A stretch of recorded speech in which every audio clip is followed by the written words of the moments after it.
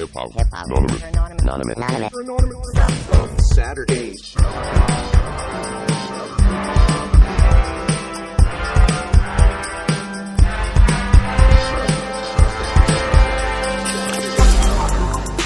Hello, everybody. Welcome to Sapo Saturdays. You got your boy ASAP Froggy, Bingus Frog, Ribbit. Doc Froggle Day. And we got a very, very special guest in the studio today. Welcome to the session. What's up, Frogland, and everyone else that tuned in? Thank you so much for being here. We have Brandyn in the studio today. Very excited to have him in. His music's dope, and I think we're going to have some good chats today. What's up, Brandyn? What's up, man? How you doing? Good. How are you? Good. Very excited to have you here. Before we start, just kind of want to set the room. We are Sapo Studios. I'm Bingus Frog. We have Doc Froggle Day here and ASAP Froggy over there. We are operating under the umbrella of the Notorious Frogs NFT project in Frogland.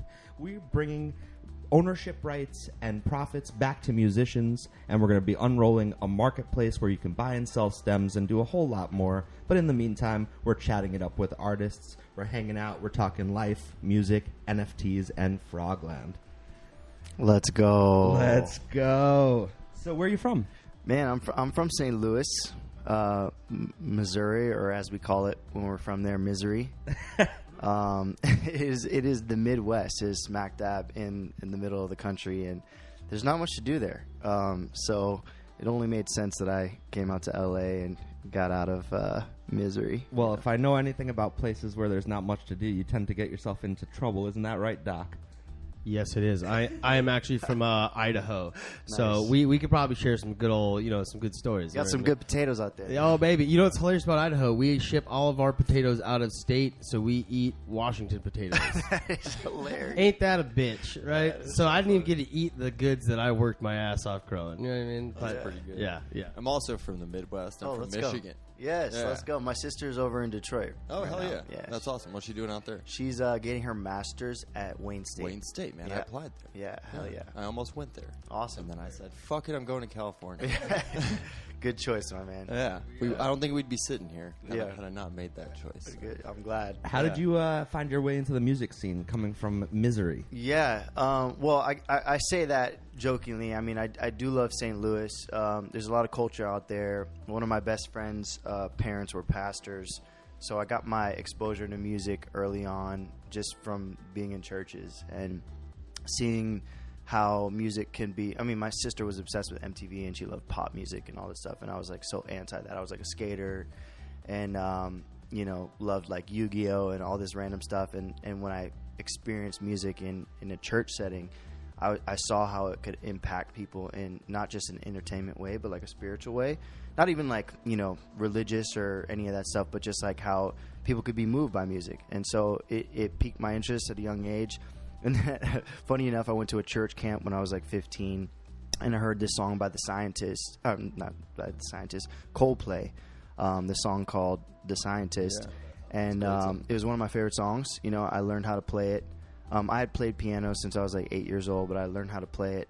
And then all of my family and friends were sick of hearing me play it, so I was like, maybe I should start trying to learn how to write my own stuff. So early on, I would just write about like, growing hair on my face and girlfriends that broke up with me. Write what you know. Yeah, exactly. And that turned into an obsession. I was just like every day from I think like 14 to 17 when I went to college.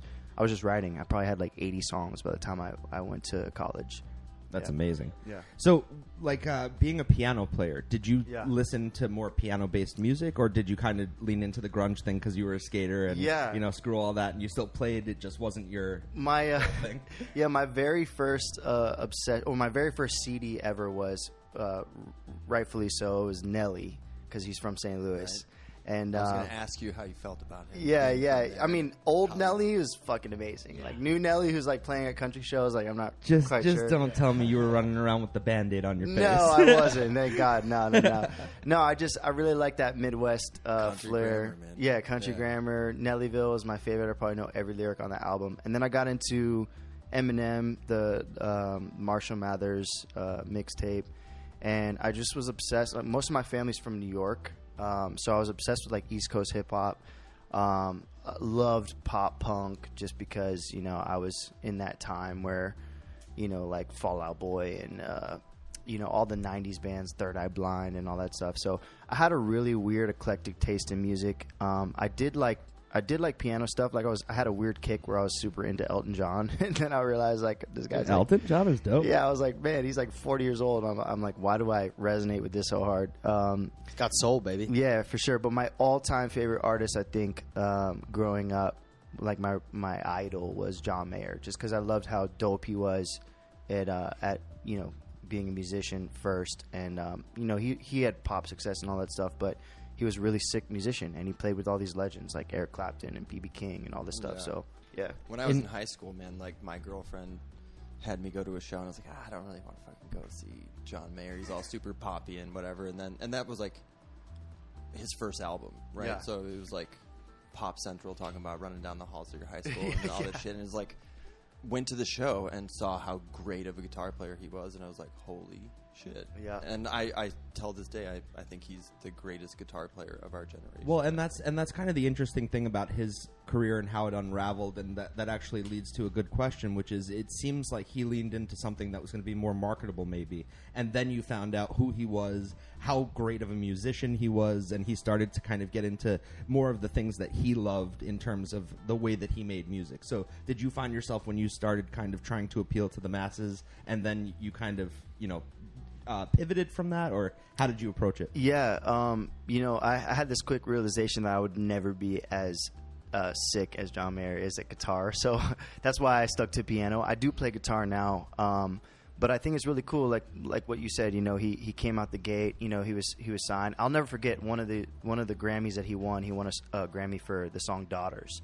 and he thanked his A&R, which is like, you know, his rep at a label, because he hated that song and he thought it was just like such a sellout song and everything, and it became one of his biggest songs at the time, won him a Grammy. So he shouted out his A&R. He was like, you know, I didn't trust you, and like I'm glad I did, you know. And it's hard to be objective with your own stuff sometimes. It really is, especially, you know, like, I feel like inspiration comes on so much, and I experience this a lot as I'm creating music. Is sometimes let's say you make a project and, you know, it doesn't come out for a year, and then you have all new life experiences and new music that you're excited about, and sometimes you tend to forget about the stuff that you made that was really dope too. But yeah, his I think it was his third or fourth album, Continuum, was the one that like changed the game for me, where you know, he still had some hits on there, but it wasn't like technically like top 40 pop commercial. But the musicianship was amazing, and I fell in love with his band too. I started like following his players. He had this bass player, Pino Palladini, and then he had J.J. Johnson and Steve Jordan, all these legendary guys like camped out in the studio. So I always envisioned myself in the future finding guys that I could build with.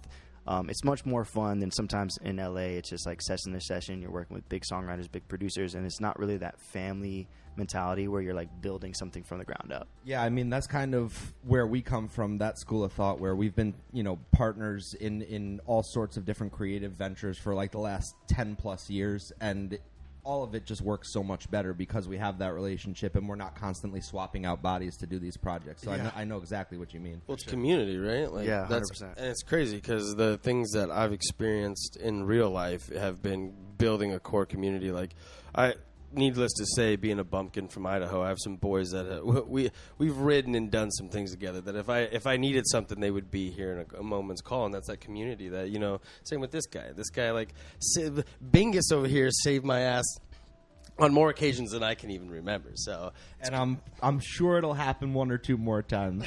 let's hope they're not as dramatic as the last, but yes, I'm sure they will happen. So, in terms of like singing in front of an audience, did you start in the church? No, I never did. I mean, I was in one church band. I played keys in a church band, but my very first show was at a place called Borders Bookstore, and Okay. It's like a Barnes and Noble. How old were you? I was probably 16. Okay. And my mom was like my manager at the time, which is hilarious. And we booked this show at a Borders Bookstore, and my teachers came and some friends came, and this girl that I was dating at the time came. And I mean, I don't want to say it was that bad because like I knew I had talent at the time, but she broke up with me like 3 days after that, so it must have been horrible or something, or maybe she was just embarrassed to be put on the spot because I was like singing all these love songs to her. And usually it's not you, it's me. Fuck you, Abby. But this time it's not you, it's your music. Yeah, I was like, damn it. But Damn, you know that's what? cold. Like what's cool about being an artist is like, you know, I was so young and I was just starting, and that was my very first show ever. And after that breakup, I wrote like 10 more songs. So that's it. Thank you, you got Abby. to listen. You got to go through life experiences, a little bit of pain, a little bit of heartbreak, in order to Exactly. be able to come through and come up with some good stuff, right? That's the way it goes, though. Like destruction leads to creation, right? so true. Right. Let's pull up some of that creation. That some of that. What do you want to feature for our audience? What do you want to start with? Oh man, I guess we can. I have a song that's coming that just came out a couple weeks ago called "Summer Nights," and it's doing pretty well on radio in Canada right now.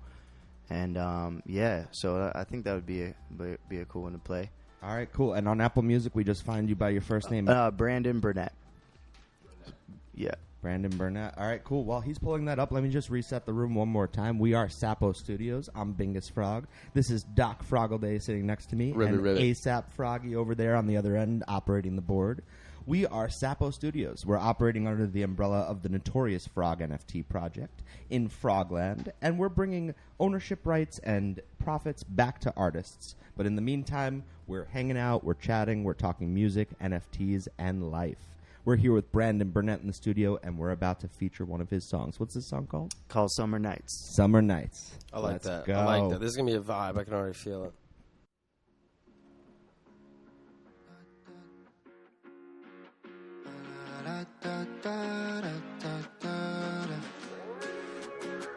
Left your heart in the backseat with the windows down in the Mercedes. Had a radio on, bumping the 80s. Young and wild on a summer night. Yeah. I remember when you told me I'm the reason that you haven't felt lonely. Then I asked if I could kiss you, you said only if I'm asking if you spend the night. Then you said, hey, say you'll stay. You'll be safe inside my bed. It's getting late, no time to waste. Tomorrow can wait. Summer nights with you.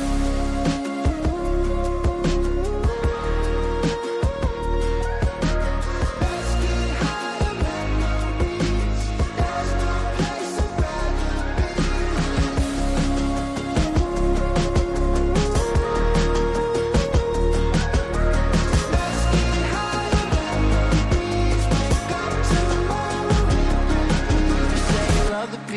way the sun and the sand feels on your feet.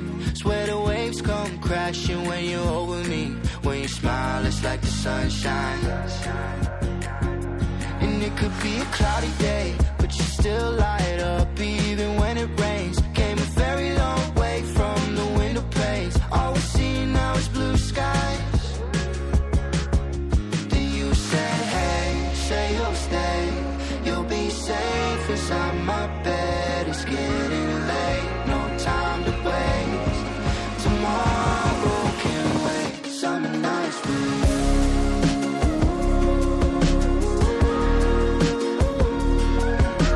Let's get higher memories. There's no place I'd rather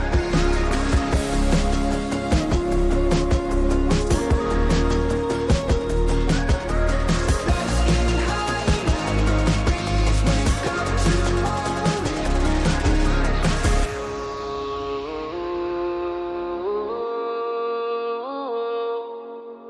Let's get higher memories. There's no place I'd rather be with you. That song is a vibe. Let me tell you something. It's definitely poppy, right? But there was a sense of comfort that came over me listening Hell to yeah. that song. I don't know what it is, but it was like very soothing. Yeah, I appreciate When did that. you make that? I made it like maybe a month or two ago.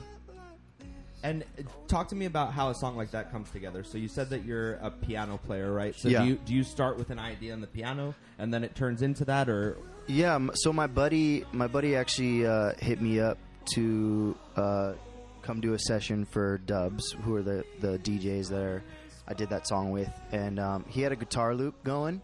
And is this in Missouri or? No, this was here. Oh, in yeah, LA. this is like Okay. like maybe 2 months ago. Yeah, so he had this guitar loop, and he was like, Dubs are looking for like a summer banger. So I was like, so it's funny enough, the song's called Summer Nights because I was just like, okay, what can I write about? And I actually wrote about my girlfriend, my lovely girlfriend who's sitting right here, Novel. I just wrote about a night, like in the summer where, we're just cruising and listening to our favorite songs. And yeah, it was cool. I didn't even expect, I'm a songwriter as well. I write for other people. So I didn't even expect that I would be staying on the song. Like I thought maybe, we'd pitch it to another artist to sing, and they loved my vocals, so they just kept me on it. And yeah, they put it out, I'd say maybe 3 weeks ago, and it's been just like taking off. So it's been awesome to see. I think you were telling us it was hitting some of the charts, huh? And, Yeah. and on the radio and all that? Yeah, so it's like the #1 most added song in Canada right Oh, now, which yeah. is cool because Dubs are from Canada. And it's number 32 on Billboard right now. We got to ask our boy Joey. We have a very good friend in the production world out here that's from Canada. We got to ask him if he's over here hearing this song. I would be very curious to find that out. Oh, I Oh, bet yeah. he's all on the up and up with it because he loves that Canadian music. Right? Let's but, go. yeah, no, it's really interesting. Did you always kind of see yourself moving out to LA in terms of the music thing, or did you ever think like maybe I'll set up a station in Missouri and make it happen here?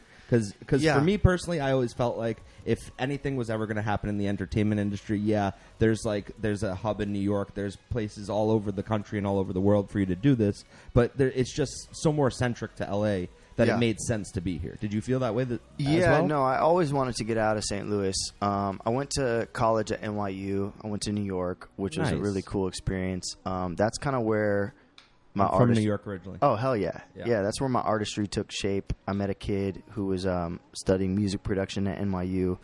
And I knew that like the end goal was to get to LA. Not just because it's Hollywood and all that stuff, but a lot of the music industry when I was in New York, they were still in New York, but they were all moving to Los Angeles. So it was a little tough to think about doing music full time in a place where you have to wait for people to come. And it seemed like everyone was going to LA, so I dropped out of NYU after 6 months, and I got signed as a songwriter to Sony, and then I signed my first record deal with Warner Brothers, and that's kind of like what allowed me to financially move out here. How do you get signed to Sony? How did that all go down? Dude, that was such a random story. So I had one of my first managers had an artist that he was managing from. He had an artist he was managing from Norway, and she was working with this company that was doing a venture with Sony in Sweden, and so I took 6 months off of NYU and I traveled to Norway, and I made a project in Norway. I made 6 songs, and somehow it found its way to Sony in Sweden, and they wanted to sign me. So I came back to New York, and I was like, promoting clubs for like food money and weed money and all that stuff. And then I got a call from my manager, and he was like, "Hey, Sony wants to offer you a publishing deal." And I was like, "Oh man, this is amazing." And I actually had that day, Student Affairs from NYU was calling me and saying, "Hey, like we need to know if you're going to come back to NYU." I had a full scholarship, so it was like they were like, "We need to know now if you're going to come, or we're going to give the scholarship to somebody else." And I was definitely going to go back. And then I got the call from my manager like hours before, saying Amazing timing. Yeah, it was great timing. So I was like, "Okay, let me call you back," to my manager. And then I called Student Affairs and I was like, "I'm leaving." In retrospect, my whole family was like, "What the fuck are you doing? You like a free ride to NYU?" But That's so funny because I was Yeah. literally just about to ask you: has your family always been supportive of your music? yeah, I mean, my parents definitely were. My sister went to NYU as well, and my parents were like low class, so they kind of went broke paying for her to go to NYU, and she's got a lot of student debt. So, my parents were like, if you want to leave, like, we're not going to say no. And my sister was like, well, what the fuck? Like, you know, I did it, so you should do it. And then my grandparents were like, you're insane. You know, like music is so hard to break into. And you're just like, but Sony. Yeah, I was like, you know, well, what I thought in my head was I was studying at NYU for musical theater. And because I do acting as well. And musical theater was like acting and singing. What I didn't understand at the time was it's like Broadway, so it's like dancing and shit, and I'm like not a dancer. Full on. Yeah, I'm not like, I was in like ballet classes and jazz classes and modern classes, and I was like, what the fuck am I doing here? So I knew that I didn't want to get a degree in musical theater, and I also knew that I was young enough, I was 18 or 19, that I wanted to start somewhere. And I thought, you know, why not take this risk? I know it's something that, you know, it could not work out, and I'm gonna have to go to community college and get a normal job, etc. But I figured, you know, give myself the time to see it through. And, you know, it was crazy because, I mean, it worked in a sense. Like, I signed a publishing deal, got some money in my pocket. Then I signed a record deal and moved to LA. But I thought it was just going to be it. I was going to blow up and be on the radio, and like my career would start. And I was shelved. I was like, they wouldn't allow me to release music for 5 years on Warner. Wow. So it was like, by the time that deal, What was their reasoning to you behind that? what was Yeah, the stipulation? How do you justify there's that? a lot of politics involved when you sign a record deal. I had no music out, so they're constantly signing new artists, and you know, the second they sign the next shiny object, it's like NFTs. You know, you see the next shiny object, and you're like, oh, let me go after that. So a lot. We'll come back to you. We'll come back to you. Exactly. So The I next sat, rug pull. Yeah, exactly.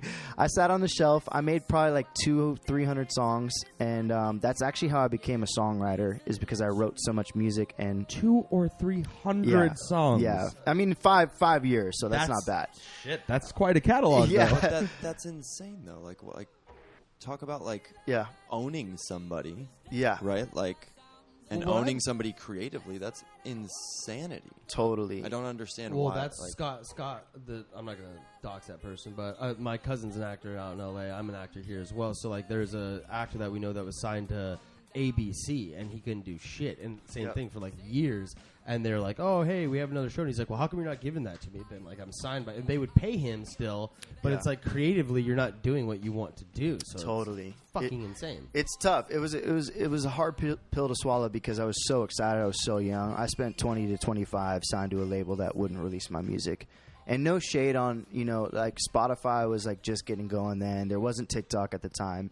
So, you know, there's a lot of easier avenues to blow yourself up without a label.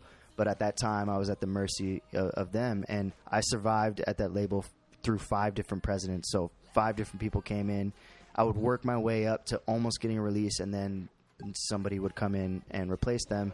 I'd have to do that thing all over again. So did they tell you that they had some sort of a plan for you? Yeah, Were they they at would. least Did they like, give you a stringing you roadmap? along in some way? Yeah. No roadmap, no Discord, just rug pull city. No, I mean, And you know, that's when I knew. yeah. No, you know, on the flip side, it was crazy because directly after I finally parted ways with Warner Brothers, you know, I was faced with, I had no money. My deal, they give you an advance for signing you. My deal money had run out. I was going to have to get a job, and last thing I wanted to do was get a job. So I was like, you know what? while still signed to the label. Yeah. that's got to be somewhat soul crushing. It was definitely soul crushing, and I just took it upon myself to, you know, do it myself. And so I started putting out my music. I started with SoundCloud, got a little traction there, and then And there was no conflict of interest with your contract or anything no, like yeah. that? So that the contract was ending at that point. Not ending, but we had parted ways. Okay. So and luckily they didn't screw me over in that front. They told me like all the music that didn't come out with them, which was everything, A lot, yeah. was still mine, which was great. Thank God. Yeah. But I ran into, you know, a roadblock because, you know, I was working with all these incredible songwriters and producers, but I didn't have a label to pay producers. So I that's when I learned how to produce my own music. So I basically did everything myself. I was my own label. I produced my songs. I found buddies to make music with me. I promoted myself. I hired on my own PR. Just really, like, I used to cold email like random people at Spotify and just say like, hey, I'm a new artist, essentially. Even though I was like 5 years old in the industry, Right. I was like, hey, I'm a new artist. New to you. Yeah, I'm new to you. And see, so that's interesting. Did you use like working for the labels like in that email? Like but like No, like you just said here, I'm a new artist. Yeah, exactly. I didn't even want to tell them. That's. I was like, fuck. I feel like a lot of people would use. Listen, that. it's funny. Good on you for not doing that. Yeah, thanks, brother. The British actor Hugh Grant used to call all sorts of agencies and use a different accent and say he was Hugh Grant's That's agent. amazing. And he's like, you got to hear about this new up and coming guy. And he basically pushed himself like that and got into several rooms pretending to be his own agent. It's a genius play. But yeah, so long story short, my career started after I parted ways with Warner, and it was way harder, like definitely way harder. But you can't really grow an audience unless you put stuff out there.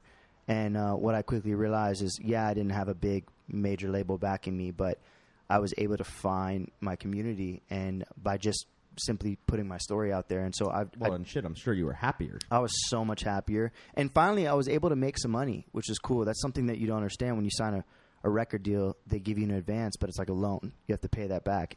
And if you're not dropping music, you're not making any money. So independently, I owned the majority of my royalties. And so I was actually able to start making a living. First, it was like $100, and it was like $500. And at the height, I was making like $6,000 a month.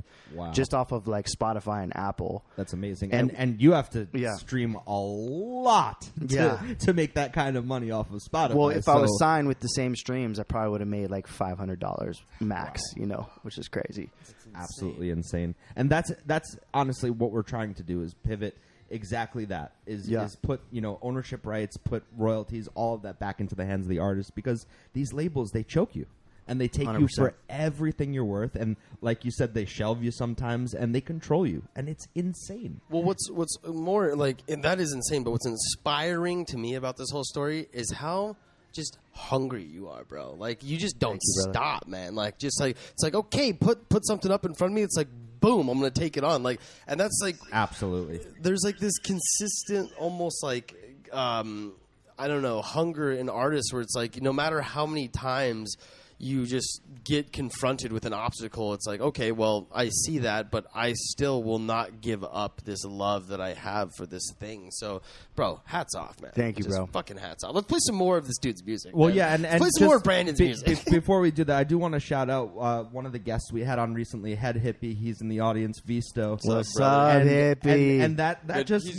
makes me think of him as well. There were so many obstacles that he could have said, screw this, I'm out. He was talking about when he first started, people didn't necessarily understand where his music was coming from and his style. He pushed through. Shunned away. And he pushed through. And that's that drive, and that's the people that are successful, that stick with it no matter what, because it's what they love. And that's so true. A label can't hold you down if you're ready to push through like that. 100%, man. And then, like, in most cases where most people would fold, you kept going. Yeah. And I feel awesome. like we can all take something from that sitting at this table. Absolutely. Right? It's like literally not stop pursuing our art. Yes, it's so true. I think it's so important to just remember that your fate is in your hands. And at the end of the day, like, as much as you can blame other people or be mad at a team or mad at a label, you do have the choice to go at it yourself, which is cool. And you do need a team. That's something that's important. Like, you do need a team. I have great managers. I have great collaborators that we love building together, and they understand what I'm trying to do. And it's not all about the money and the payouts, etc. But it's more so just about building something special. And that's something that I feel like has kept me going, as well as not stopping, is why I do it. Mm-hmm. Why do I create music? Well, number one, it's therapy for me. And the fact that it could potentially help other people, not that every song is sad or has to be super deep. Sometimes it's just about having fun and letting go of your cares. No, but even a song like Summer Nights, what I mean? Like, the way I said that there was that sense of comfort, like, that's nice. Just to that's nice. No, it is. Just to be able to convey that feeling to someone, and for someone to be able to live in that sense of comfort and be like, this makes me feel a certain way. That's awesome. Yeah, so I love songs that make, like, that are people's soundtrack for when they fall in love. Like, that is the most special thing ever. I had this one song, probably one of my biggest songs, this song called Plans by Elefante. It's like 30 million streams or something like that. But this couple reached out to me on Instagram, and they were well, not the couple, the fiance reached out, and he was like, "Hey, I'm getting married, and my girlfriend and I fell in love to your song. I want to surprise her at the wedding with you singing." Yeah. Oh, it's literally playing right now. That is hilarious. And yeah, there we go. So I flew out to the Dominican Republic and I surprised the bride with the performance of this song, and that was the coolest moment ever. It's like, that's amazing. I got deep songs, I got sad songs, but like lo and behold, like a love song where this couple, they met at a festival, mind you, which is hilarious but also awesome. Yeah. And I had to pretend like I was like a random friend that they brought, because the bride was looking at me at the wedding like, who the fuck is this guy? Because she didn't know what I looked like at all. And then so finally when it was revealed that I was like the guy who wrote and sang that song, she was like, "Oh my God, it makes so much sense." I kept asking him like, "Why is this random guy at our wedding?" Is he with the caterers? Yeah, I was like, dude, it My was long so lost funny. brother. Yeah, exactly. All right, we got to hear this song then, bro. Let's pump this Yeah. bad Start boy. that over and turn it up. Oh, dude, I love this.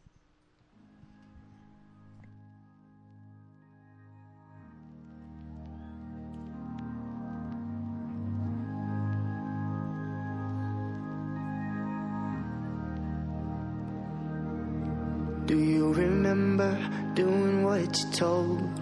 Caught in a daydream, being on your own. My soul is younger, my body's overgrown. Hold to the feeling before we get too old. I'm not like all of my friends. I'd rather get lost in conversation until we fade into each other again. I will let this moment slip out through my hands. No one ever know it if we had a chance. I like when we're falling, who knows where we'll land. Love is what happens when you make other plans.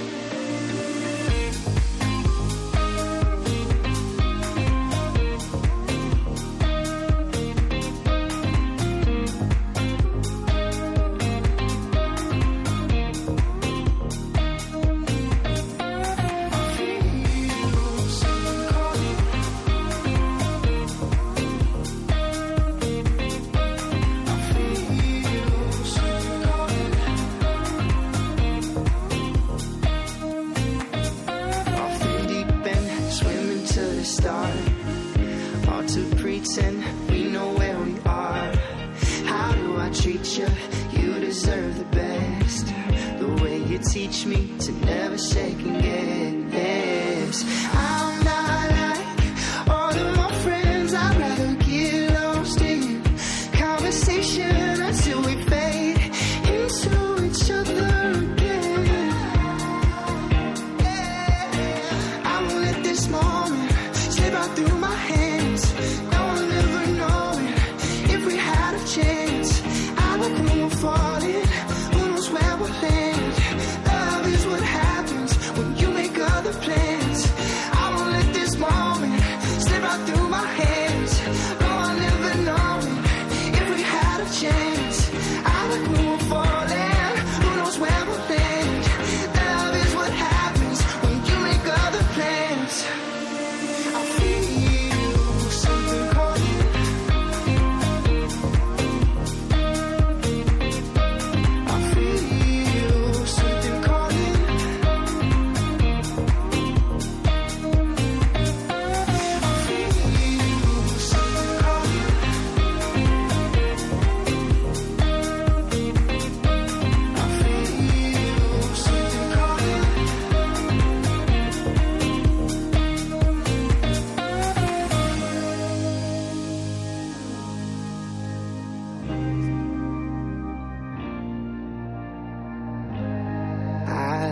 What we started, feel it calling all these years. I was once departed, but you found me right here. I like what we started, feel it calling all these years. I was half departed,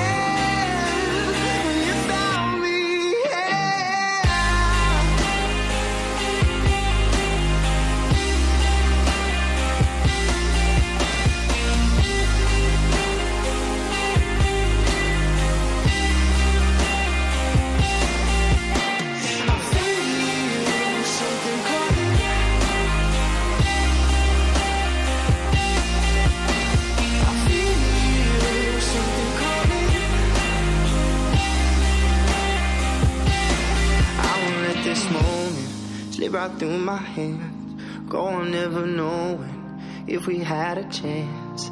I like when we're falling, who knows where we'll land. Love is what happens when you make other plans, plans, plans.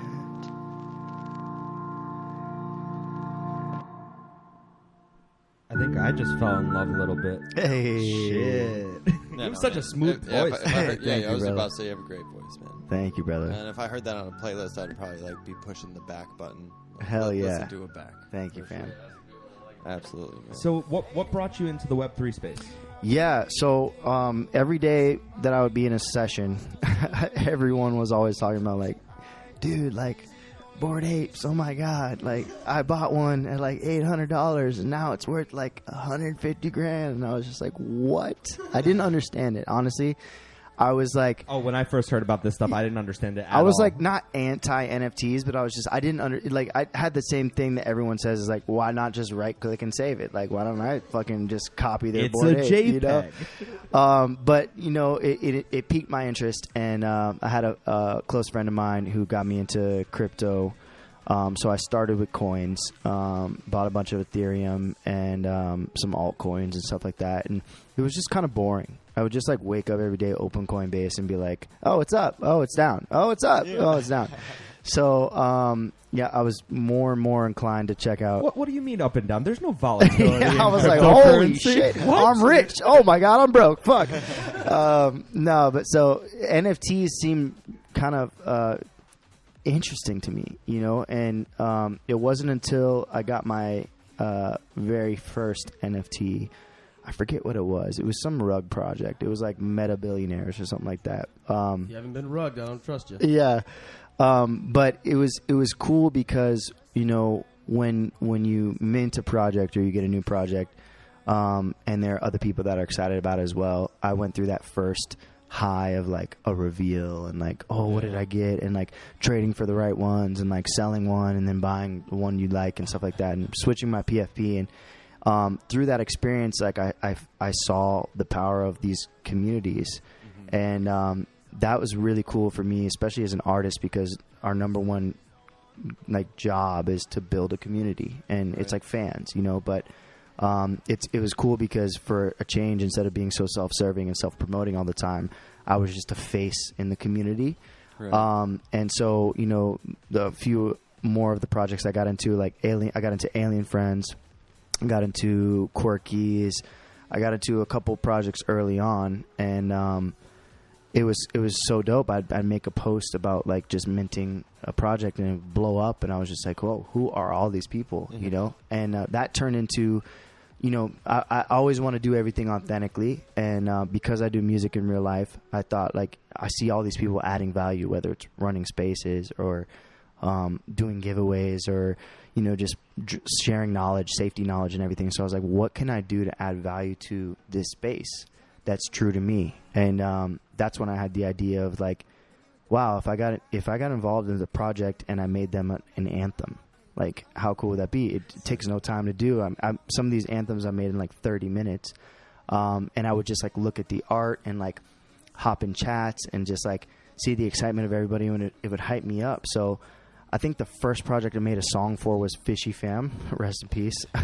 Shout out to HBA, because I do like HBA. But Fishy Fam, I was like super hyped on it. I was like, this is the next Alien Friends. It's so dope. So I made them a song.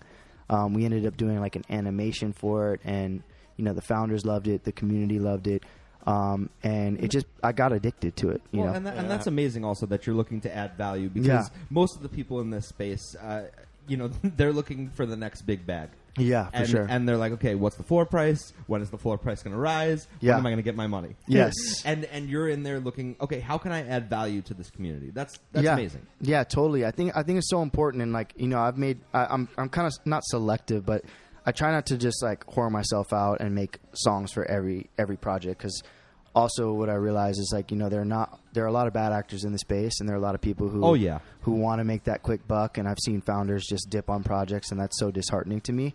But some of the early projects I made songs for, you know, they still have a floor price under 0.1. So it clearly wasn't about like, let me just pump my bags and make them a song and it blows up and everyone makes money. It was more so just like, I really like this team. I think that they, you know, they're focused on the right elements, which is community building and, you know, or whether it might maybe building a brand or something like that. So it's been a lot of fun, and you know, it's kind of been something that kept me in the space. The fact that I could do something I do in real life in Web3 was really exciting to me, and I always maintain that integrity where it's like, I'm not making a song so people run up my posts and I make followers, because, you know, my in real life Web2 existence, it's doing what it's doing. Web3 is a cool opportunity to just meet new people, make new connections. Not about me, though. It's not about my career and my artistry. And I feel like it kind of levels the playing field to a certain extent, because unless you're someone that's really doing some serious research to look into who all of these people are, and it's like, what are they doing outside of being in this space right now? You're just talking to them, and they're just people. So no one necessarily knows that you've got like all of these songs on the radio, and you've got all of these streams and all of this stuff going on, that you're signed anywhere. And so, you know, for us too, we wind up conversing with and collaborating with all of these amazing people that are doing amazing things in all aspects of the entertainment industry and all aspects of other industries. And we would never have that kind of access if it weren't for something like this. So that's been really exciting for me personally, just being in this space and having that access to all of these amazing individuals. Yeah, and that's something that I feel like is a great thing about some projects is, I always tell this to people, at a certain point with the right project, it's less about the ETH amount that you would make and more about the value outside of flipping it.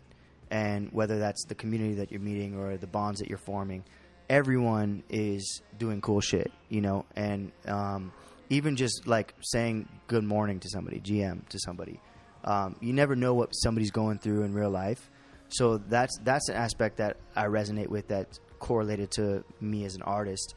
Is like, you know, checking in with people and encouraging other people to go chase their dreams. It doesn't have to be entertainment related or money related at all, but just like, hey, wake up and like, you got a friend today. You know, you might have 0 friends in real life, but you have like 3,500 friends on Web3, which is sick, you know?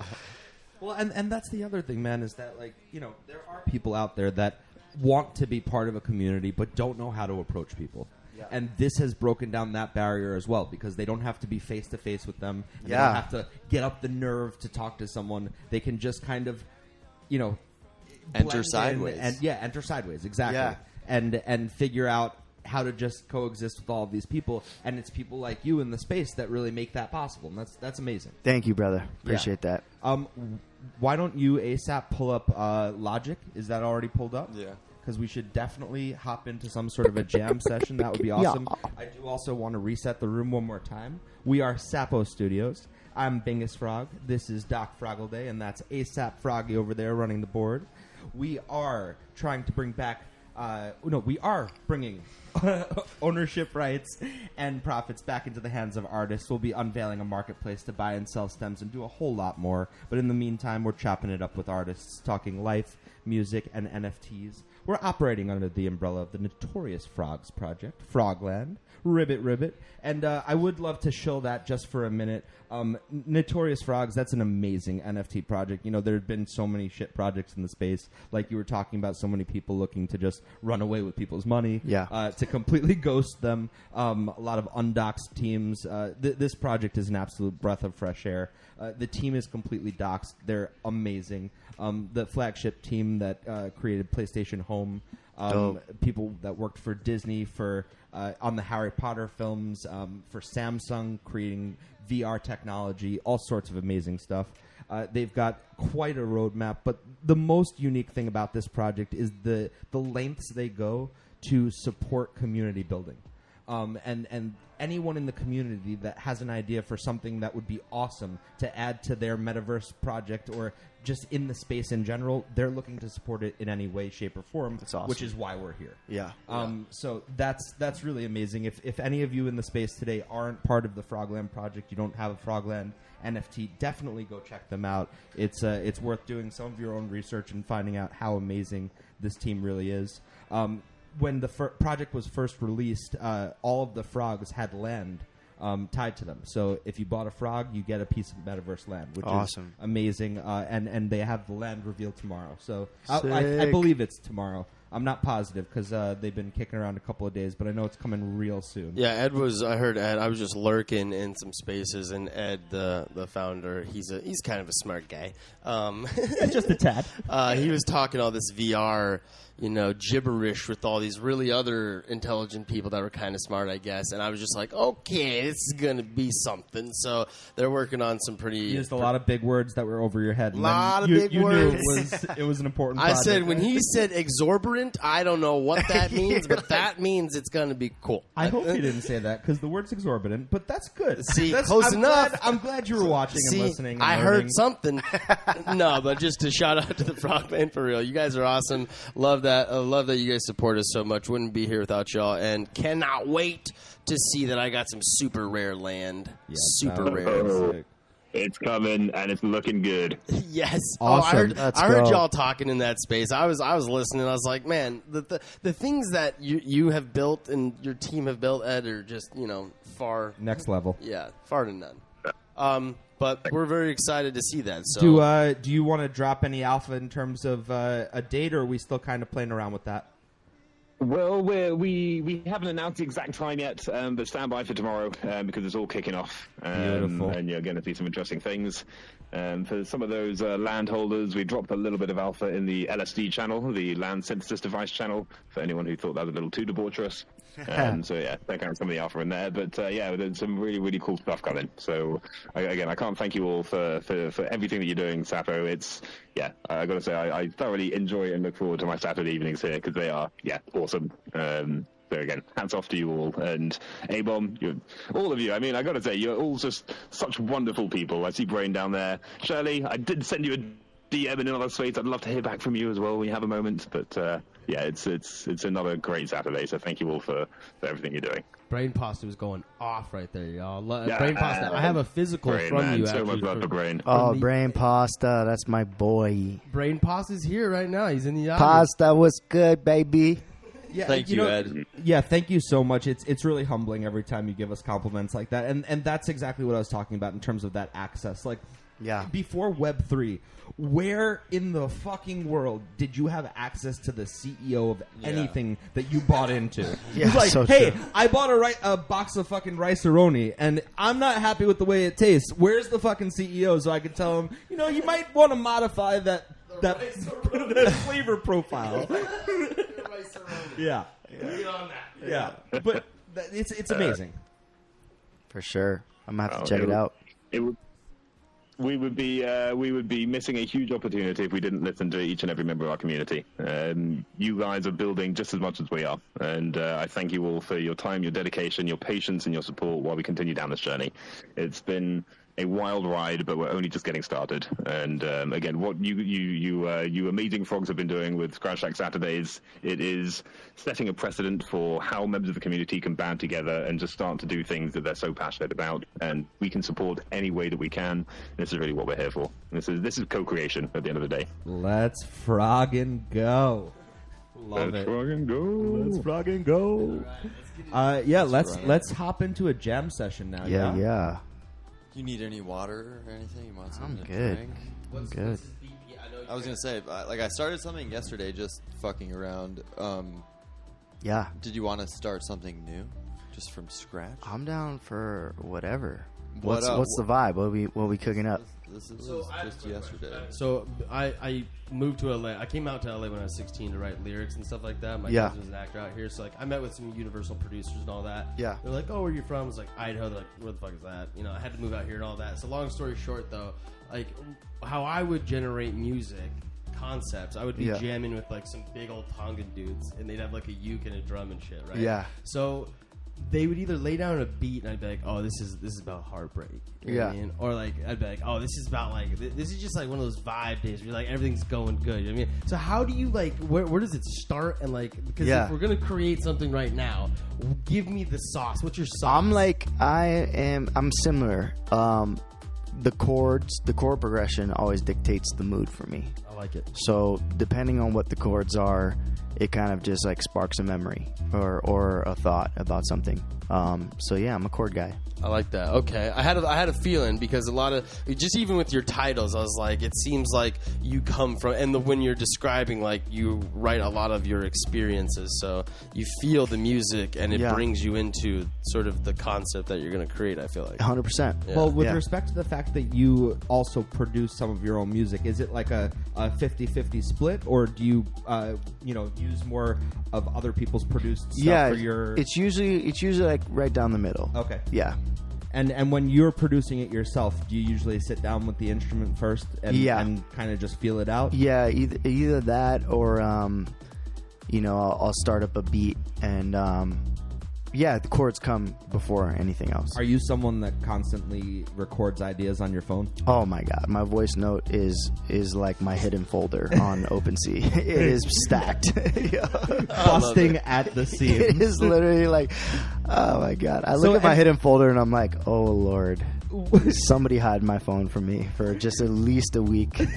I don't want to see any of it. Wait, and what are those voice notes like? Is it lyric ideas? Is it you're humming a melody? Yeah, Is sometimes it it's a all of the melody. above? So I get a lot of inspiration when I'm in the shower or going to the bathroom, which is hilarious. They actually say that's where a lot of people gain inspiration, because with the water beating on your head, also when you're driving, it's like your brain drifts and doesn't have to think about anything else. Yeah. So that's when you start thinking about those creative ideas. Totally. And sometimes I'll just sit at an instrument and I'll just record whatever comes out. And 99% of the time it's trash, but the 1% that it's fire, I'll take it into the studio. Yeah. Did you take any actual lessons with respect to guitar or piano, or was that all self-taught? Didn't. Yeah, so I play everything by ear. I do know I have picked up like a few things along the way just by working with a band and musicians and stuff like that, but still, like, if you play a chord, unless it's C or G or D, I have no fucking clue what it is. You should hear me in my rehearsals with my band. I'm like, yeah, that one chord where it like sounds like dark, and they're like, well, okay, that's a G minor suspended seventh. Right. I'm like, what the fuck? This sounds like how I would describe music as well. I want the dark vibe, man. Yeah, give me the dark one. Fuck. I love it. Well, and that's important about finding the right team too, is them being able to speak your language. 100%. Because you could say that to somebody and they might be like, okay, well, I don't know what the fuck you're talking about. Clearly you have some idea of what you want this to sound like. Yeah. But I'm not inside your head. So where do we start, buddy? Yeah, totally. I mean? No. Having those guys that, pick up on that idea is super key. And then where do you meet a lot of the people that you collaborate with? Is it just people that kind of reach out as a result of the fact that you're out there now, or are you looking for people constantly that you want to work with? Yeah, I do have a good team. My managers are constantly setting me up with people, and I just signed a new publishing deal, so I have a new team that's actively putting me in sessions with new writers and producers. I do love working on new stuff, but I have a few people that I like coming back to, because we start to understand how each other work, and the work's really quick, and yeah. And are you doing any live performing right now? I am playing a show in LA sometime in September. I'm just jumping up for a feature that I have with a rapper at this place called Winston House. It's on the west side. And yeah, other than that, I mean, my last show was September last year, and it was dope because it was my first LA sellout where, I was so shocked that, because I took 2 years off because of COVID from playing any shows. I played my first show back, and it was like 100 kids came.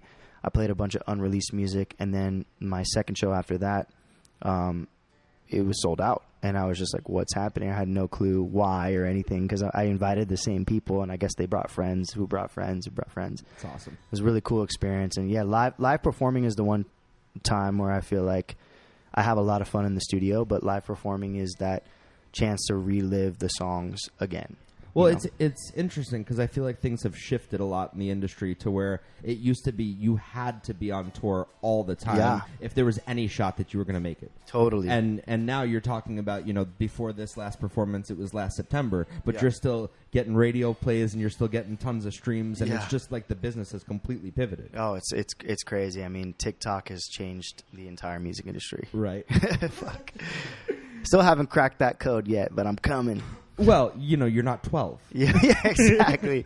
I'm like, how do people have so much time to just scroll and scroll and scroll? But I mean, it is a really cool opportunity for people who don't have resources. You could be in Missouri or Idaho and, do funny shit and, you're viral all of a sudden. And then you can leverage that to do brand deals or collaborate with people. And it's a really cool tool for people who didn't have the option before. Yeah, it's just so funny because stuff like that, like it's this dichotomy between it's such a powerful tool that you could use for such great things, and it's also such hot garbage. Yeah, it's so at true. At the exact same time. And here's me pranking my grandma. Yeah, it's like 40 million views. Holy shit! Maybe I should just scare my grandma to death. Right? And then you see people that are doing things where they're pretending to spill milk all over a Walmart. I'm like, guys, you're just assholes. So funny. You're just making people's lives miserable. But people watch that, Goldman. Yeah, they love it. I just doxed you. Yeah.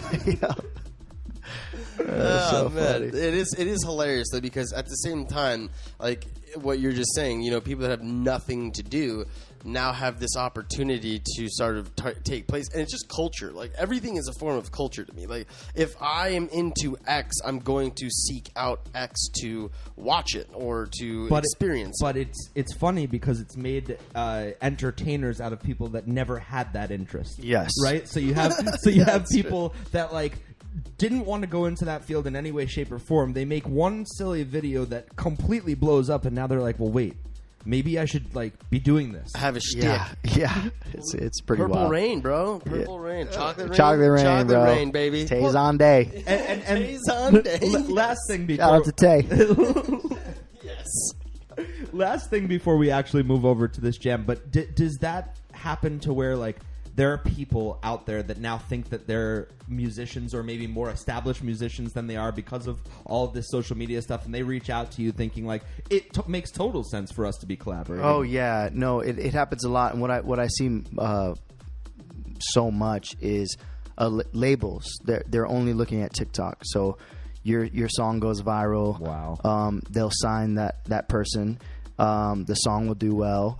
And they're signing people right off of TikTok. Well, yeah, that's why Snapchat back in the day, whatever it is, was Snapchat back in the day was so valuable, is because it had the highest demographic of young users. There's a reason why we wear Nikes or Jordans or whatever, is because we were marketed those items or those brands as young kids. And so now they have that customer for life, and that's where TikTok. That's why it's so valuable, is they're going to go grab all. That's where we want to give that opportunity to not let you get snatched up by somebody that's going to take your life from you and sign you for 5 years and not allow you to put your fucking heart up. Well, and that's the tough part about these kids that are getting signed off of TikTok is it happened by chance, and they're not prepared. So they have that one song maybe, but they haven't developed, and their labels are running into a lot of issues with.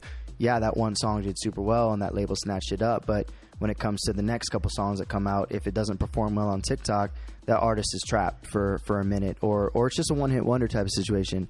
And now you're also forcing people to try to pump out music, which winds up being crap. Yes, exactly. And there was a time when the singer-songwriter was a storyteller. Totally. And music was... not writing for the algorithm. Exactly. Yeah. Exactly. That's very well said. Yeah. I love that. Yeah. I'm gonna use that if that's Don't okay. write for the algorithm.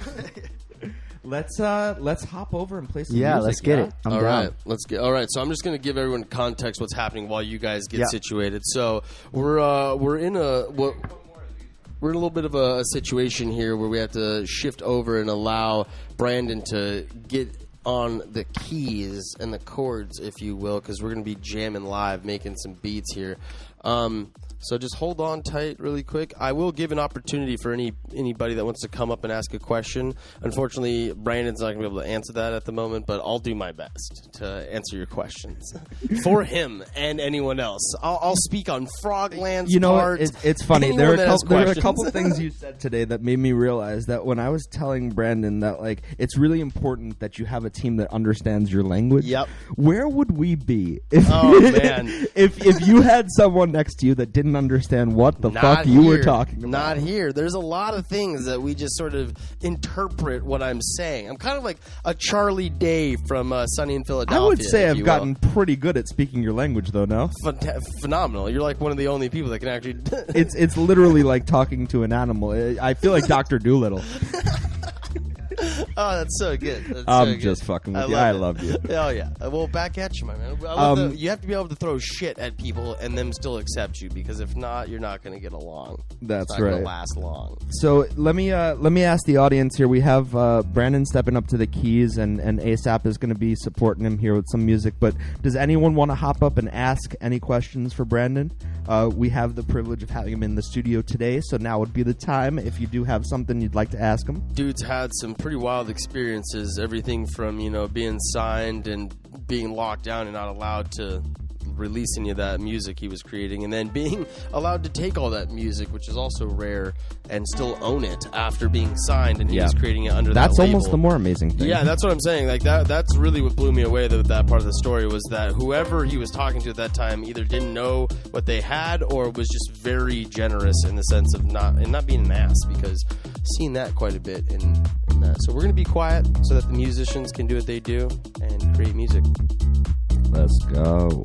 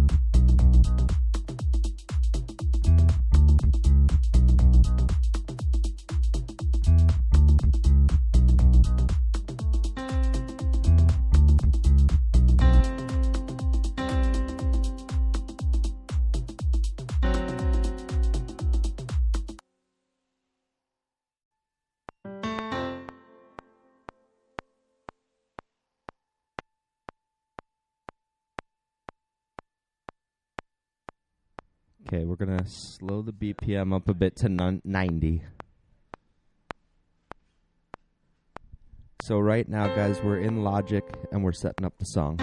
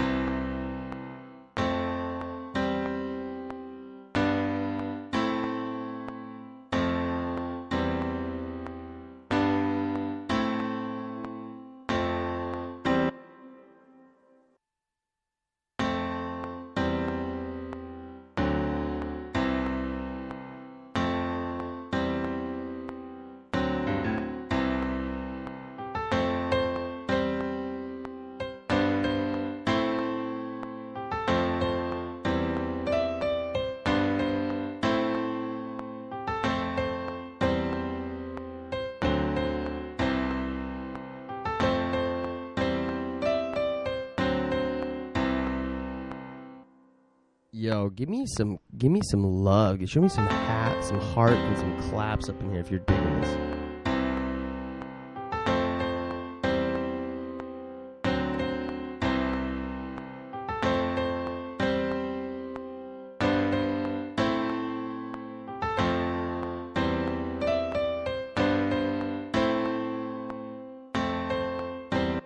Bro, okay, so we have Brain Pasta just come up. So Brandon can hear you right now.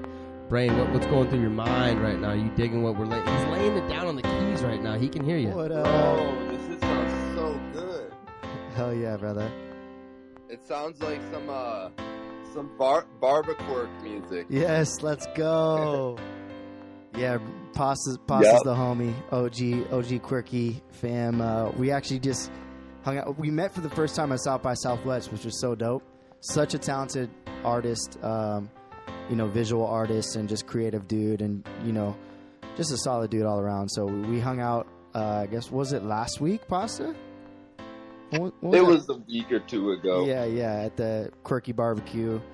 Man's Was Head always Hippie coming there? through. Was Head Hippie came, but I missed He him did- by he like did an show hour. up. Yeah. Hippie's in the audience right now as a speaker as well. What's up, Hippie? Where you at? What's up, gang? How feeling today? What's up, Hip? Yeah, man, I'm loving what I'm hearing, man. This shit sounds really good. Dope interview, too. I've been listening the whole time, man. It's a really, really good interview. And you gave a lot of insight, Brandon, just the artists, that might be listening in the audience or, will listen when they put out the show. They're listening and they're hearing, ultimately hard work is kind of what's getting you to the point that you're at right now. So the question I had, going forward, do you think it's more about, putting that hard work in, like, up and up, kind of taking up your, how much you put out and, just all of that, kind of taking it up a notch? Or is it more important to really, really cultivate your sound, what you already have, but, just making your sound better and connect, just doing it more organically? What do you think? Yeah, man. Are you taking, like you said, the more TikTok approach where it's like you target it and, you reach for something specific, or you kind of let things just go where it goes? Yeah, I've been thinking about this a lot lately, and I feel like TikTok is definitely a great avenue. It's easy to get frustrated, when you drop content on a place like TikTok, and it doesn't immediately go viral because you just see it happen all the time and time again. So I try not to focus on that too much, as I'm being creative and trying to write my story and build my audience. I feel like it's very important. TikTok obviously is like a huge way that people get discovered, but at the same time, you want to grow and you want to like find your tribe. And so the number one thing for me is output. Like, I've made so much music that I've just slept on and kept on a hard drive, and putting out projects, even if that project doesn't immediately go viral, it's telling your story. So you're allowing people to have a chance to find you. And I feel like that's something that's important. Like, TikTok has kind of like spoiled us a bit, where it's like this instant gratification, like especially with people that have a following on there, is they put out a video, it does well, and it can kind of blind you from exploring yourself further.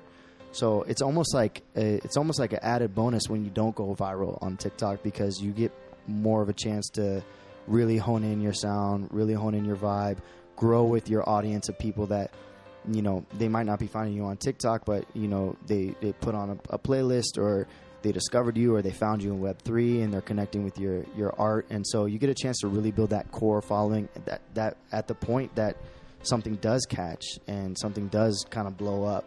You've already built that core audience that fucks with you for you, and not just because they see your video has 10 million views on TikTok, but because they appreciate your story and what you've added to them, Yeah, and that's giving me goosebumps, man. Give I me know. With this music in the background, it's like, bro, it's just like dropping knowledge. I feel like I'm doing like a vibe, Nike man. commercial. I'm like, just do it.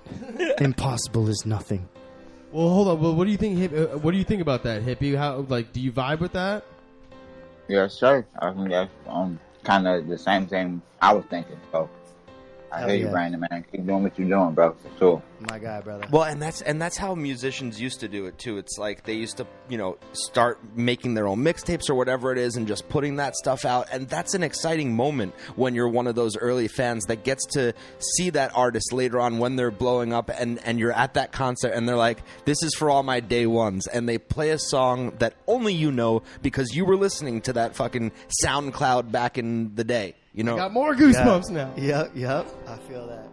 All right, let's let him get back to it, because I think everyone's digging the vibe. Let's keep making these tunes, bro. You guys Let's just barely go. even got started, and it sounds awesome. Yes, sir. You guys have a mic set up or no? Yeah, we can. That could be hard. Maybe just like a little beatbox. Oh, bro, we're doing some vocals on it. A little beatboxing. Get a little beatbox.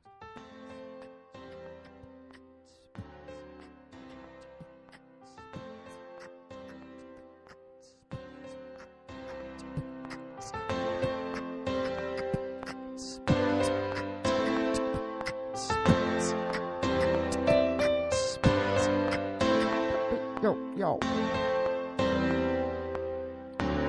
Print that. Yeah.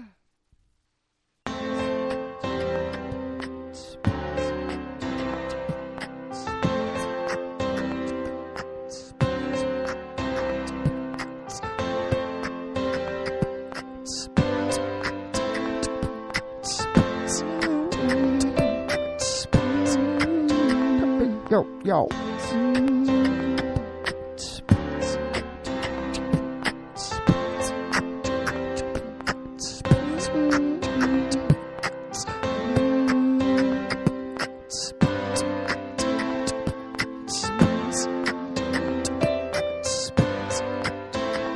Yo, yo.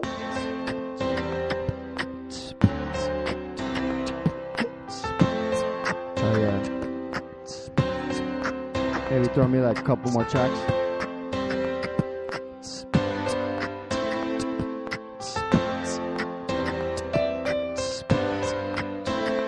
Yo, yo.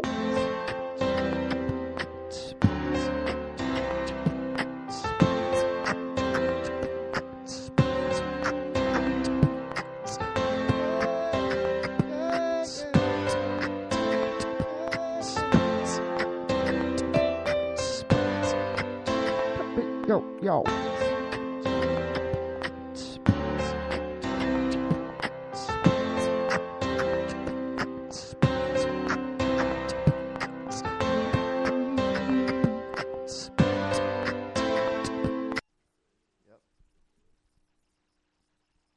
Couple little BGVs.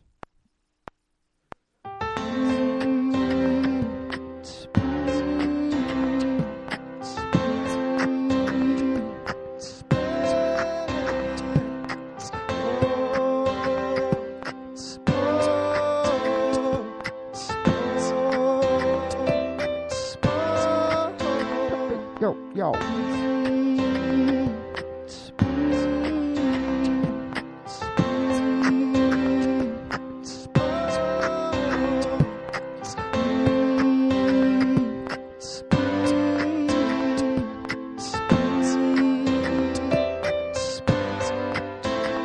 Yo, yo. Let's duplicate that track. Just a heads up for y'all. We got literally ASAP, aka Shy Papoose. Brandon just mixing My it up. guy. Bro, they're just getting it, bro. Just making it happen.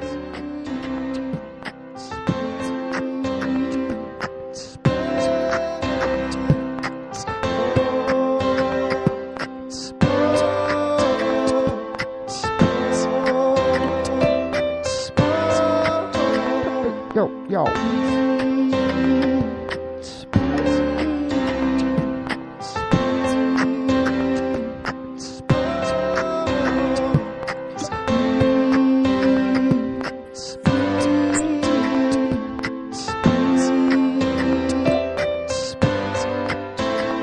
Yo, yo.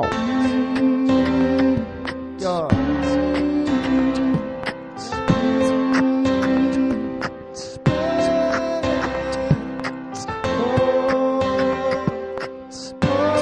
I see you. What's up, fam? What's going on? You got some questions? You want to be you trying to jam with the fam up here?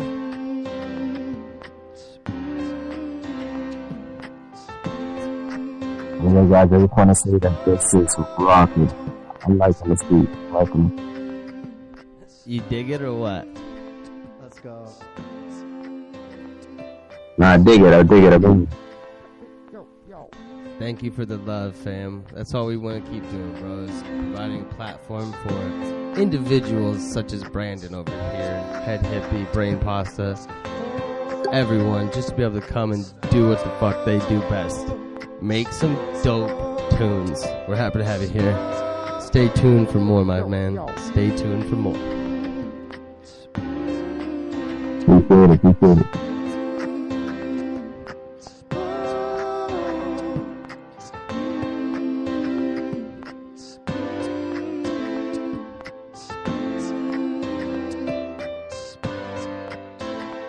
Yo, yo. Get a little dub on it. Let's go.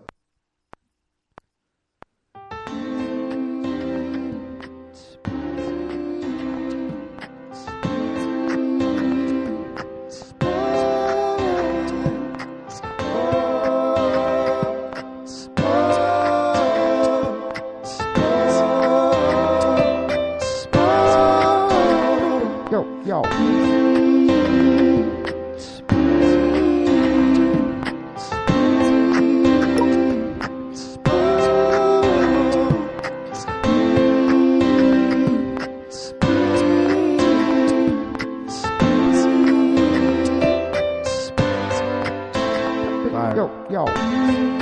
Let's go ahead and get a lead take on it now. Writing on the spot, baby. Yeah, this is what it's all about, bro. I can't wait until like what we envision is actually here, because this is exactly what it's about, man. Having people that may have never crossed paths come cross paths and make some dope shit. Let's get it. Hey, you can take the verb off this one.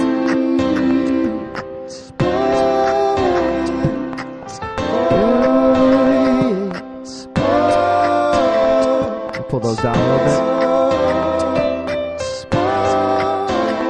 Yo, yo.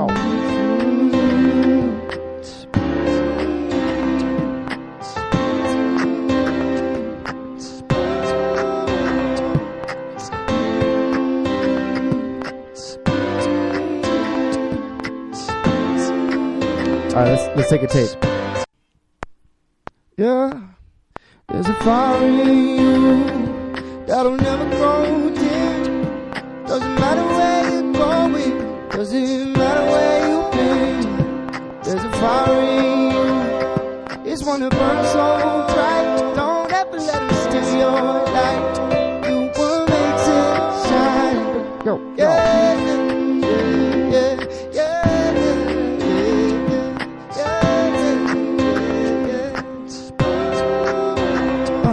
There's a fire in you, it never grows dim. It don't matter where you're going, doesn't matter where you've been. There's a fire in you, it's one that burns so bright. Don't ever let them steal your light. You were meant to shine. Keep it together, pop a happy pill when hoping to make me better. Not a lot of pain inside, but I feel inside. All these doctors do is for God, tell me in due time. But right now I don't feel fine, cause something broken in my mind. Like I can tell the younger me, be patient, boy, just take time. Good things take time, dark days got bright sides. And diamonds need a little bit of pressure before they shine. Sometimes bound to get down, sometimes there's no one around you. Sometimes you know it down to help you through the storm. But there's a fire in you that'll never grow dim. It don't matter where you're going, doesn't matter where you've been. There's a fire in you, it's one that burns so bright. Don't ever let them steal your light. You were made to shine. Well, I've been feeling lonely. Someone would have told me. Nobody knows me. It's alright, it's alright, it's alright. Yo, yo. Sometimes you're bound to feel down, and sometimes there's no one around you. Sometimes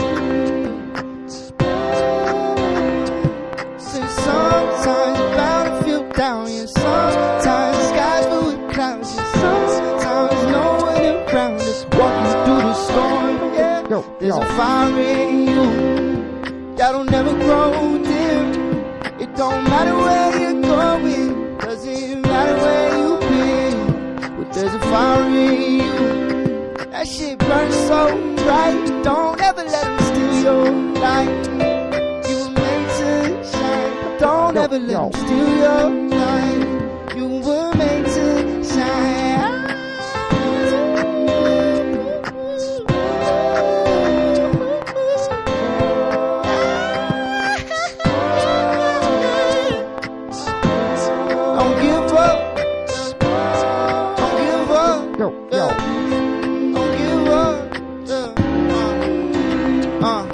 I'm sick of acting happy when deep down I'm feeling crappy. I'm sorry if I'm getting snappy, but fuck up, my head is nappy. I'm cutting off split ends, done fucking with fake friends. Got it going with amen. Brandon dead in the basement. I'm spitting like some shady, drop bombs like Tom Brady. Diving into these 16 like I up and joined the Navy. Working what God gave me, Jamaican me act crazy. I'm a jerk like my chicken, I don't smirk. I be grinning, pop a perk for the quirk like a hurt with a hot alert. Woo! Catching the vibe on a Sunday, Saturday, I mean shit. Every day's a Saturday when you live in my way.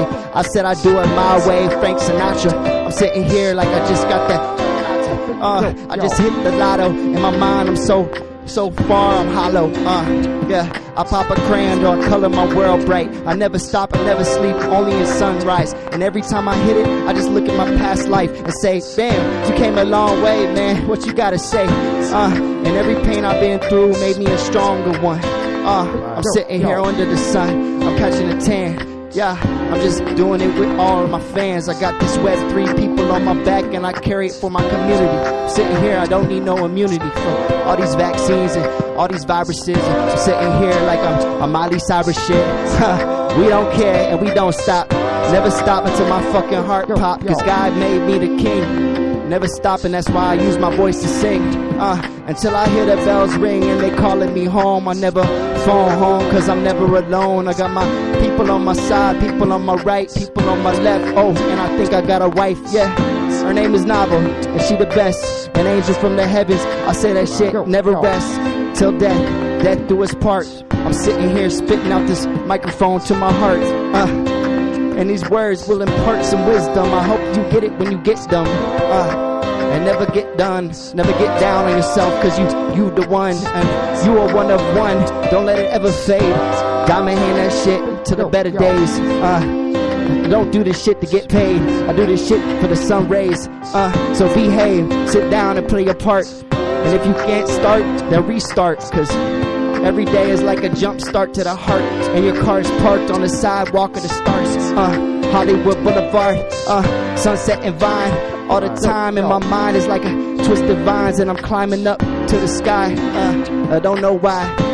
I could do this shit forever, man. And I ain't even trying to be clever, man. I ain't no weatherman. Sometimes the rain's gonna come, but you never stop till the fucking job is done. Sometimes you're bound to get down. Sometimes there's no one around you. Sometimes the sky's filled with clouds. Yeah, but there's a fire in you. It never grows dim. It don't matter where you're going. Doesn't matter where you've been. There's a fire in you. That shit burns so bright. Don't ever let them steal your light. You were meant to shine. Don't ever let them steal your light. You were meant to shine. Don't ever let them steal your light. You were meant to shine. Yes. Woo. Yo. Wow. Let me tell you something. That is your next banger, bro.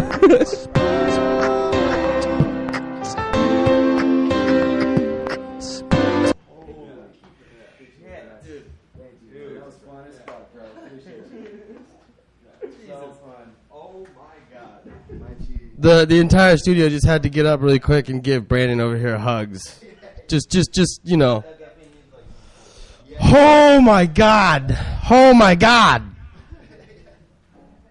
I don't know if you. I don't even know how. Like, I'm sure you felt that coming through just these Twitter space. Like, being in the studio here, I felt like I was truly blessed.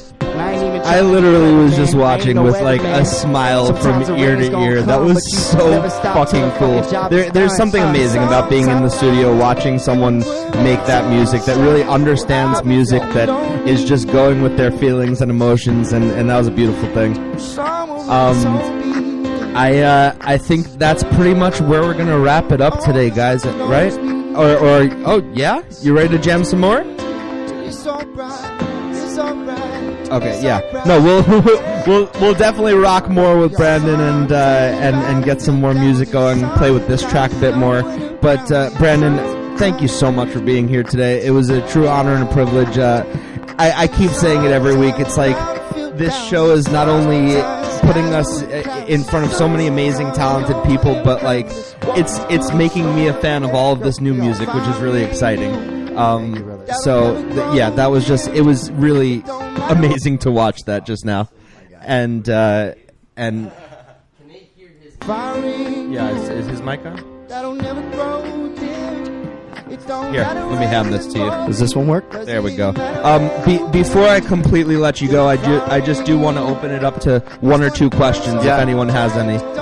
So if there is anyone in the audience that wants to step up, say anything to Brandyn, feel free. He does have to head out of here in a minute, but I did want to give anyone an opportunity to come up that was interested.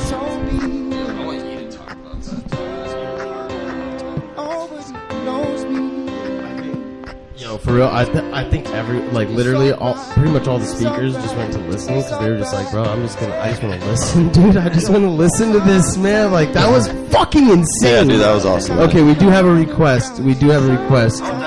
Diverse is coming up. Please. Yeah. Oh, yeah. This is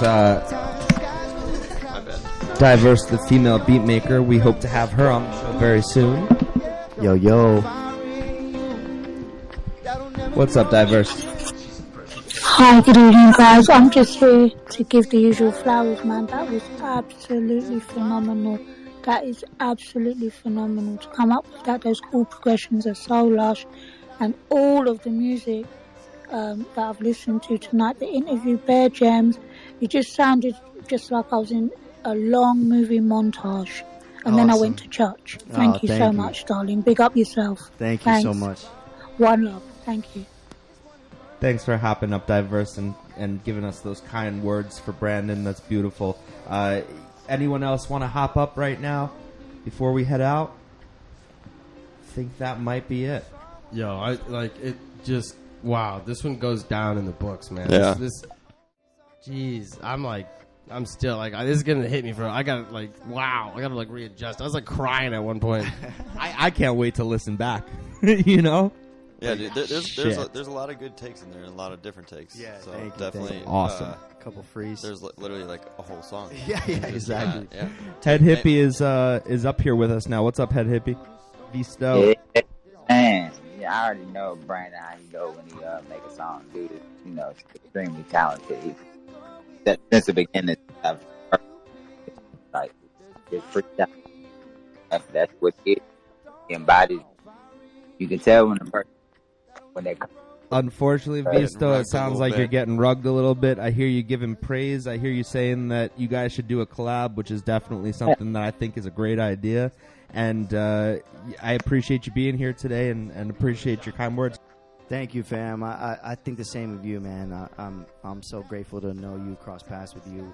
I love, we talk about in the space all the time, I love when people are like-minded, but I also appreciate differences. I think that's an important part to this space is, sharing perspectives, sharing experiences. Because when you think about it, I mean, we all go through the basic emotions, but we all have very different life paths and different experiences. So I always appreciate your perspective, homie. Your music is fire. That new single is crazy. If you guys don't know, me and Hippie actually do have a collab. We did a Quirky's track together, me, Hippie, and this guy named Fives. And Hippie's verse goes nuts. So I'll share the link a little later today. But Hippie, keep being you, man. Hippie life crew for life. My dog. Bro, so much love in this space. So we actually have another. Bro, this is probably the most questions and speakers we had, Brandyn. You have caused something, my man. All right, let's get music NFTs. Well, you know what it is. Before they come up, and I was they're up say, here, thank you for being vulnerable, yeah, man. And I feel like that's yeah, why definitely that's opened why himself we've all up. we were moved, and not a lot of people that have come in this space in my kitchen have been this vulnerable, Thanks, brother. All right, so we have more speakers coming up right now. That, I know. So Brandyn, I just want to give a heads up to the audience. Brandyn does have to get going here in about the next 20 minutes max. So we're gonna let music NFTs go, and then 5 minutes. Probably 5 minutes. 5 minutes. So make these good questions if you have them now. Hopefully we'll have the blessing of Brandyn in the kitchen studio again. So let's go to music NFTs, and then we'll go to you want to try that? Let's start with music NFTs. Hi there, good evening, guys. I don't have a question. I just want to say a thank you for taking us with you on that creative process just now. That shit was amazing. And, well, actually, I do have a question. Like, who is in that studio that filmed that TikTok? Because I need to see that TikTok of him creating this today. Oh, we're just filming with a regular camera. There's no TikTok. You know. Yeah, no, this footage is going to be released later, and we'll explain how that's going to work, but there's no TikTok for this today, just the show that you listened to and being here for that amazing creation. You created a demand, bro. You've done You're like, I don't know about TikTok, but here we are. Yeah. No, appreciate you, fam. I really, really thank you for listening in. And, yeah, I mean, this is why, I mean, at least for me personally, why I do music is to share. And, you know, it takes a lot of courage to open up and just be vulnerable, and I think that's an amazing part about being an artist is it's like you're bleeding on a mic, and you know, you're not bleeding out. You're maybe helping somebody else, you know, feel heard and seen and all that stuff. So if you took anything away from that performance today, I'm super grateful. That's the reason why I do it. So thank you, bro. Amazing. Let's hear from Eugenia. I may be butchering your name. Hey guys, yeah, it's Eugenia. You can call me Eva. That's What's fine. up? I just love music NFTs. That's why I tuned into the space, and I really enjoy it. And awesome space. Thank you. Thank you so Thanks much for being coming here. up. Thanks for fucking listening to Brandon create. Yeah, let's go. Yeah, I think that's where we're going to wrap it up. Oh, I didn't. Okay, all right. I didn't see the hand go up. Give me the mic, Bingus. God damn it. Notorious Frogs, go for it, please. Just a very quick one. I got to say, amazing stuff. And having heard about the Quirky song, I'm wondering, Brandon, whose frog do I have to lick to get a Frogland song up in this house? Hey, you know what? As soon as I get out of here, I'm going to be checking out the project. You know, these guys spoke so highly of it, and I do love a good, passionate founder. So I'm definitely going to check it out, and we'll take it from there. But you know, I love making songs for NFT communities that are trying to do something a little different and bring people together. And yeah, Ed has been here every show, man. Let's The go. founder of Frogland has supported us every single show. I cannot stress that enough. Unbelievable. Yeah, but okay, now it's Now you, it's time Bingus. to go. Listen, I'm not trying to, shut us down or anything. I just want to be respectful of Brandon's time. no He's worries. not only given us his time, but his soul today on that. He bled on the mic, man. Okay, so I know he's got so many good lines. Bleeding on the mic. Come on, man. No, but we really do appreciate you being here. This was fucking awesome. Yeah, thank you, to brother. say the least. There's no other way to say it. It was fucking awesome. Appreciate you, family. Yeah. So yes. Yeah, yes. no, definitely. I'm super down. And next time too, I'll try and pull in some more peeps in here. Yeah. Maybe Cool. get the Quirkies to hop in and do a little guest Quirky invasion. Nice. Love it. Let's do it. If we were to leave the audience with one more of your songs to play us out, what would Yeah. you like that to be? Oh man, that is a good one. Can I actually send you something real quick to play? Yeah, go for it. Drop it in. Do you want to have him send it to the Sapo Gmail? Oh, that makes sense. Yeah, it's modern day technology. Damn it, Bingus. I'm still working off of 56K. Yeah, I get you. Got dial up at my house. I get you. Hey, I want to also say, Papa Bingus, everyone, Bingus's father, approved today's show. Yes, he stayed great. for most of it, which was awesome. I forgot to shout him out because I was so wrapped up in things. I know you told me to. But Yeah, I got you, Papa Bingus. Yeah. You've done a lot for me. He'll hear the shout out on the replay. Yeah, there you go. I got you.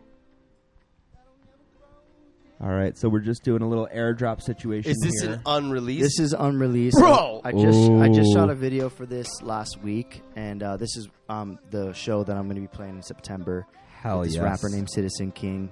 Yeah, it's a really special song. We're really excited about it. It's just a good message, kind of true to this vibe that we did here today. It's just very introspective and hopefully help some people. So, Awesome. I love it. Yeah, cool.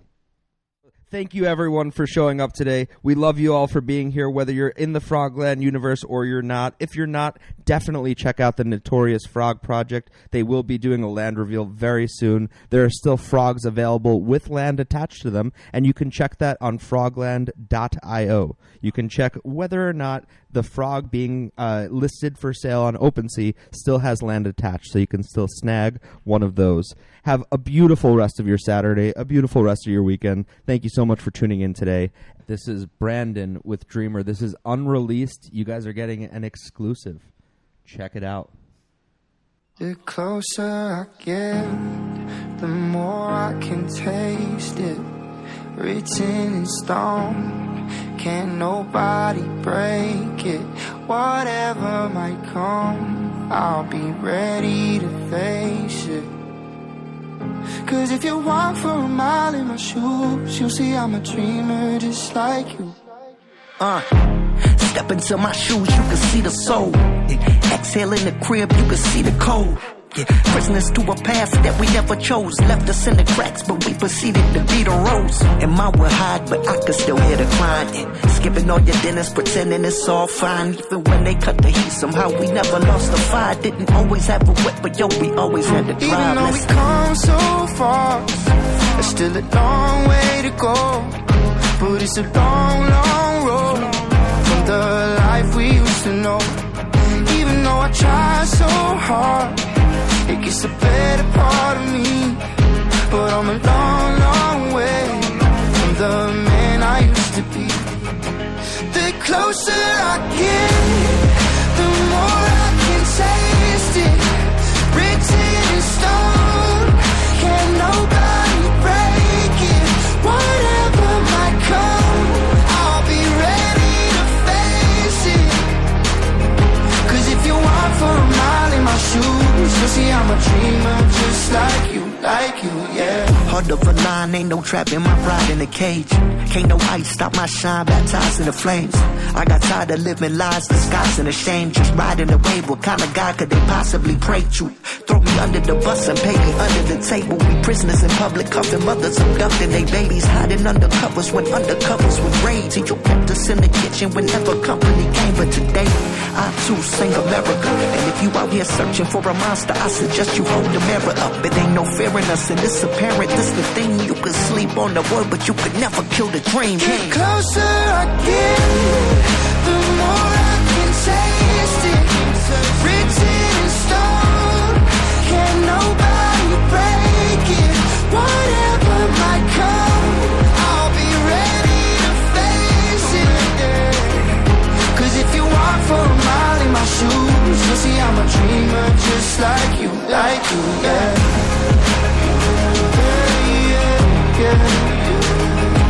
I'm a dreamer, so see I'm a dreamer just like you, yeah.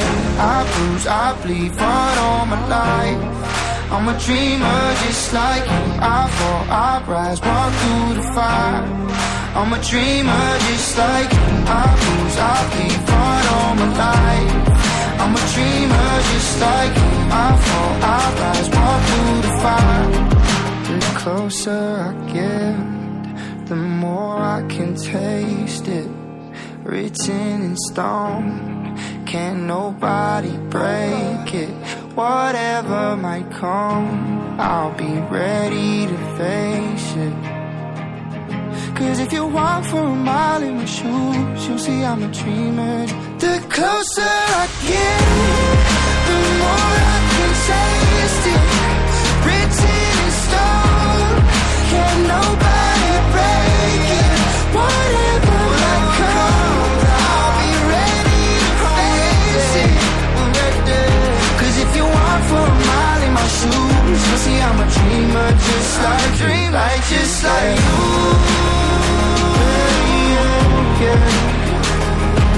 I'm a dreamer, so see I'm a dreamer just like you, yeah.